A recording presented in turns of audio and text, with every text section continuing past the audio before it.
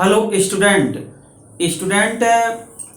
पिछले लेक्चर में हम समांतर श्रेणी की प्रॉपर्टी पर हम कुछ प्रॉब्लम सॉल्व किए थे और समांतर श्रेणी के nवां पद पर भी कुछ प्रॉब्लम सॉल्व किए थे। स्टूडेंट, आज के लेक्चर में हम समांतर श्रेणी के n पदों के योगफल पर हम कुछ प्रॉब्लम सॉल्व करेंगे।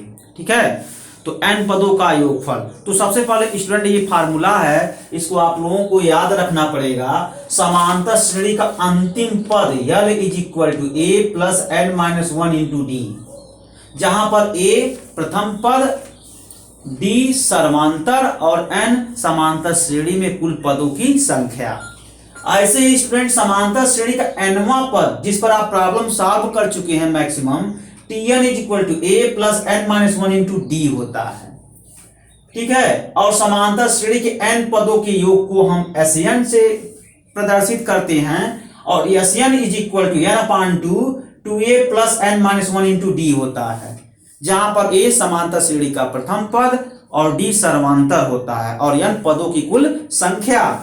तो स्टूडेंट ये देखिए, अंतिम पद के टर्म में भी समांतर श्रेणी का योगफल होता है, n पदों का योगफल Sn equal to n by 2 a plus l होता है। एक्चुअली में स्टूडेंट इसी को ब्रेक कर दिया गया है, तो Sn is equal to n by 2, इसको आप राइट डाउन कर सकते हैं a plus n minus 1 into d. इसी के प्लेस पर क्या हो गया है स्टूडेंट, l हो गया है। ये आपका l का डेफिनेशन है। तो Sn it becomes n by 2 a plus l। ये भी फार्मूला आपको याद रखना पड़ेगा। जैसे स्टूडेंट इसी फार्मूले का इस्तेमाल करेंगे, ये जो क्वेश्चन मैं लिखा हूं, विषम पूर्णांक का योग प्राप्त कीजिए 1 से लेकर के 2001 तक, यही है ना 2001 तक। तो 2001 सन ना समझिएगा, ये संख्या है स्टूडेंट। तो 1 से लेकर 2001 तक जितने भी विषम पूर्णांक आ रहे हैं उन सभी विषम पूर्णांक का योग निकालना है।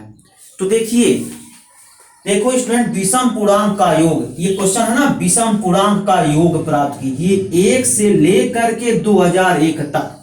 तो स्टूडेंट सबसे पहले हम श्रेणी बनाएंगे ना, 1 से लेकर के 2001 तक कितने संख्या आ रहा है, विषम संख्या, तो कुल नंबर ऑफ संख्या कितना आ रहा है वह हम निकालेंगे, अर्थात n का मान निकालेंगे। तो स्टूडेंट सबसे पहले आप 1 से लेकर 2001 तक आप विषम संख्या लिखिए, वह श्रेणी बनाइए। श्रेणी के बाद a कैलकुलेट कर लीजिए, d कैलकुलेट कर लीजिए, उसके पश्चात हम n कैलकुलेट करेंगे। तो सॉल्यूशन देखें स्टूडेंट, सबसे पहले श्रेणी बना लीजिए इसमें। तो विषम संख्या 1 3 5 7 9 11 एंड 2001। अब इसमें देखो स्टूडेंट, इसमें कितने पद हैं ये निकालना बड़ा इंपॉर्टेंट है। यहां से काउंट करना 1 3 5 7 9 10, सॉरी 1 3 5 7 9 11, ऐसे देखो। तो 1 2 3 4 5 6 पद है ना। तो इसमें कितने नंबर ऑफ पद हैं ये कैलकुलेट कर लो।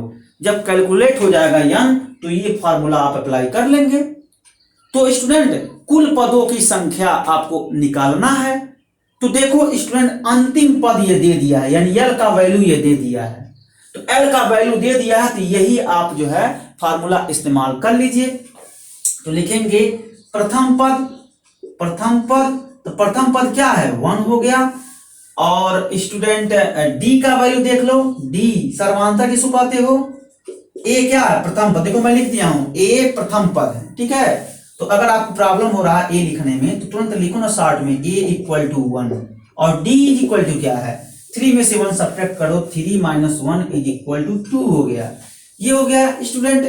अब क्या करेंगे, इसको भी देख लो, a equal to 1 d equal to 3 minus 1। ठीक है ना। अब आप क्या करेंगे, इसमें a के स्थान पर 1 और d के स्थान पर 2। अब देखो ये l पद है, तो फार्मूला इस्तेमाल करो, l equal to a plus n minus 1 into d. l के स्थान पर देखो ये अंतिम पद है 2001 इज इक्वल टू, प्रथम पद क्या है स्टूडेंट, प्रथम पद आपका 1 है, 1 अब प्लस द्वितीय पद क्या है, द्वितीय पद आपका है स्टूडेंट n माइनस 1 इंटू, और ये आपका d का मतलब 2 हो गया। ठीक है, देखो ये है द्वितीय पद नहीं स्टूडेंट, एरर है ये। देखो 2001 अंतिम पद, देखो अंतिम पद 2001, यल के स्थान पर 2001 रख दिए। अब ये फार्मूला जानते हो ना अंतिम पद का, l is equal to a plus n minus one into d. तो l is equal to a plus n minus one into d, ये फार्मूला मैं लिख लिया। तो यल क्या है, अंतिम पद, अंतिम पद 2001 है, यल के स्थान पर लिखा। और ए क्या है, प्रथम पद। तो इस सीरीज, इस समांतर श्रेणी का प्रथम पद आपका 1 है, ए बराबर 1, तो वो ए की प्लेस पर 1 हो गया। और ये n minus one as it is रहेगा। और डी क्या है, सर्वांतर है, सर्वांतर 2 है, यही है। ठीक है, अब क्या करेंगे, 2001 is equal to 1 plus 2n minus 2। ठीक है, यह है आपका। अब इसको थोड़ा सा सब्ट्रैक्ट कर दो, 2001 is equal to 2n minus 1। यहां से आपका आया student 2n is equal to 2001 plus 1 आ गया। और 2n equal to 2002, n is equal to 1001 हो गया। यानी 1000 पद होंगे इसमें, 1001 पद होंगे। समझ में आ रहा है ना, 1001 पद होंगे।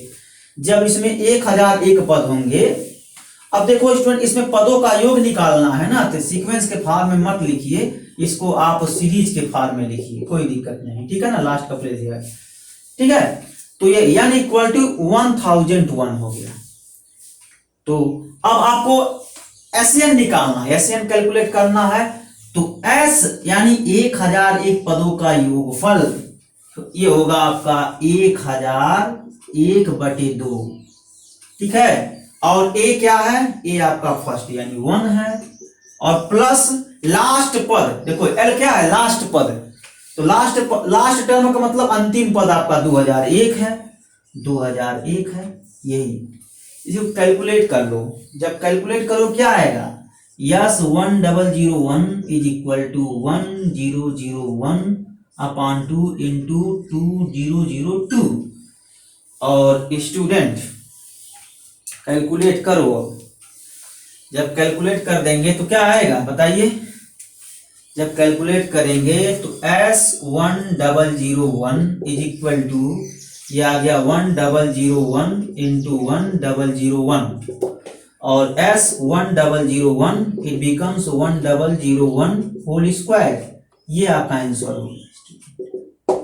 इसका होल स्क्वायर कर लीजिए, वही आंसर हो जाएगा। ठीक है ना, ये है।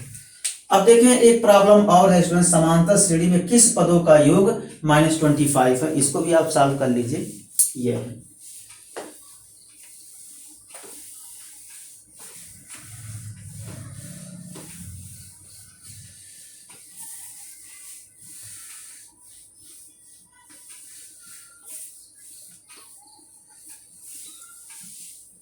सॉल्यूशन।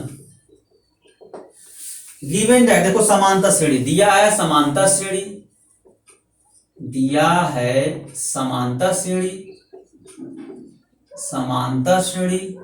ठीक है ना, समांतर श्रेणी दिया है तो कितना हो जाएगा, -6 -11/2 और ये -5, ये एंड सो ऑन है ये। ठीक है, तो देखो इसका ए क्या है, -6 और डी कैलकुलेट कर लो तो -11/2 + 6 मतलब -11 + 12/2 इट बिकम्स 1/2। ठीक है, और आपका एसियन भी दिया है। देखो यहाँ साफ साफ लिखा है कि समांतर श्रेणी में किस पद का योग -25 है। तो मान लीजिए n पद का योग -25 है, तो यहां लिखोगे माना कि समांतर श्रेणी में n पद का योग -25 है, अर्थात यस n -25। ठीक है, अब क्या करो स्टूडेंट, अब आप SN का फार्मूला इस्तेमाल कर दो, कुछ और नहीं है स्टूडेंट। SN का फार्मूला इस्तेमाल करके और आप जो है n कैलकुलेट कर लो। तो SN इज इक्वल टू क्या होता है, n/2 2a + n-1 into d, ये फार्मूला होता है। और SN का वैल्यू -25 n/2, ये आपका हो गया 2a, a का मतलब -6 plus n-1 into D half हो गया, ठीक है। ये -25 equal to n/2 -12 plus n-1 n-1/2 हो गया, तो -25 इक्वल टू ये n/2 -24 प्लस n-1/2 हो गया, ठीक है। -25 it becomes n into n-25 अपान ये हो गया 4, क्रॉस मल्टीप्लीकेशन मतलब तिर्यक गुणा कर दो स्टूडेंट, तो -100 हो गया, n स्क्वायर -25 n हो गया, ठीक है। ये चीज और क्या होगा, इसको ट्रांसफर करो तो n square -25 n plus 100 is equal to 0। अब आपको n निकालना ना, n वैल्यू कैलकुलेट करना, तो क्वाड्रेटिक इक्वेशन में सीधाचार नियम लगा दीजिए, द्विघात समीकरण बन गया ना। अब यहाँ पर सीधाचार नियम लगा दीजिए, आपको n कैलकुलेट करना है, तो n equal two plus -b यानी 25 और प्लस माइनस अंडर रूट -25 का स्क्वायर -4 इंटू यानी स्क्वायर का कोफिशिएंट यानी 1 हो गया, और c 100 है अपान 2 इंटू 1 हो गया। इसी को कैलकुलेट करना है स्टूडेंट, कैलकुलेट कर लीजिए, कुछ है नहीं इसमें, बस बहुत ही आसान है।